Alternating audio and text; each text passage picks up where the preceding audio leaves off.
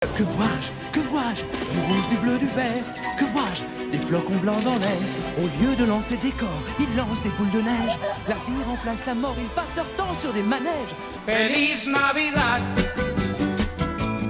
On n'avait pas encore fait de stop motion dans ce calendrier de l'Avent, donc voilà le premier, peut-être qu'il y en aura d'autres, peut-être pas. L'étrange Noël de Monsieur Jack. Il est réalisé par Henry Selick en 1993, après les travaux que Tim Burton avait commencé à faire avec Disney avant de se barrer et de faire les projets de son côté. Il reviendra par la suite bien plus tard pour réaliser du Frankenweenie ou bien Alice au Pays des Merveilles entre autres. Et c'est important de le notifier parce que beaucoup de personnes pensent que par rapport à son univers un peu macabre, etc., c'est du Tim Burton. Tim Burton était bien là à la base, mais après des différents artistiques avec Disney, il est finalement parti et c'est Henry Selick qui a pris la suite et qui nous a fait ce film qui est en réalité pour un film de 93 vraiment qualitatif. En termes de stop motion, je pense que c'est ce qui se fait de mieux. Tim Burton a aussi fait du stop motion après. Je pense que on peut aussi potentiellement mettre du Guillermo del Toro dans la balance et Nick Park pour...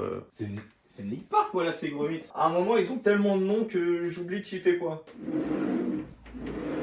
Honte à moi, oui, c'est bien Nick Park. C'est pas faute d'en avoir parlé pendant plus d'une heure dans un podcast qui est toujours disponible sur la chaîne YouTube si vous voulez aller le voir. Mais donc du coup voilà, ça fait partie des pointures. Et le film, tout ce qui est jeu d'ombre, tout ce qui est design des personnages, et en soi même l'animation, même si elle fait très saccadée, elle est très peu fluide. Mais ça dépend sûrement des moyens techniques qu'ils avaient à l'époque. Ça rajoute aussi beaucoup de charme, je trouve, à ce film-là. Alors ça fait pas du tout partie des films de mon enfance. Et je suis pas forcément quelqu'un de très friand du stop motion. Il faut que ce soit vraiment bien fait pour que ça arrive à me happer. Et pour le coup, là, ça marche quand même assez bien. Même si pour moi, voilà, ce qu'on peut faire de mieux aujourd'hui, c'est plutôt du côté de Wallace et Gromit et de Hardman. Mais le doublage français est plutôt génial. On a Richard Darbois qui fait Oogie Boogie, le méchant du film. Je pense que j'aurais une plus grande affection envers ce film si j'avais découvert enfant, ce qui n'est pas le cas. J'ai découvert très tardivement. Mais voilà, c'est un film qui se regarde quand même très bien. Je vous demande à vous, est-ce que vous pensez plus que c'est un film d'Halloween ou un film de Noël? Pour moi, c'est un film de transition entre les deux, puisqu'on passe de l'un à l'autre dans le film directement. Je vous encourage à le voir si vous l'avez pas vu, parce que c'est très enrichissant, c'est très intéressant à analyser, à regarder, etc.